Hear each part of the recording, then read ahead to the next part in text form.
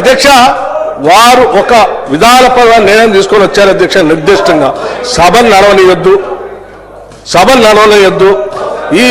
ఈ రాష్ట్రంలో ప్రజల గురించి సభలో చర్చ జరగొద్దు, ఈ బడ్జెట్లో ప్రజల సంక్షేమం కోసం పెట్టినటువంటి వెల్ఫేర్ స్కీమ్స్, ముఖ్యంగా ఇన్సూరెన్స్ ఫర్ ఆల్, లేకపోతే విద్యార్థులు పెట్టిన బ్రేక్ఫాస్ట్ గురించి కానీ చర్చ జరగొద్దు, లేకపోతే వృద్ధాప్యంలో ఉన్నటువంటి తల్లిదండ్రులకు మేలు జరగొద్దు, ఏమి జరగొద్దు. మాకు తప్ప ఈ రాష్ట్రంలో ఎవ్వరికీ మేలు జరగొద్దు. మాకు మేలు జరగలేదు కాబట్టి మేము ఈ సభలు నడవని. అరే ప్రజల కోసం ఉండే ప్రజాస్వామ్యం ఉన్నది, మీకోసం కాదు. ప్రజలందరూ ఆలోచన చేసి మాకు మేలు జరగట్లేదు 10 ఏళ్ళు అని చెప్పి ఇందిరమ్మ రాజ్యం వస్తే మాకు ఏమైనా మేలు జరుగుతుందో అని ఆశీర్వదించి ప్రభుత్వాన్ని తీసుకొచ్చేడు పెట్టారు. వాళ్ళ కోసం ఆలోచన చేసి నేను చేస్తున్నాం.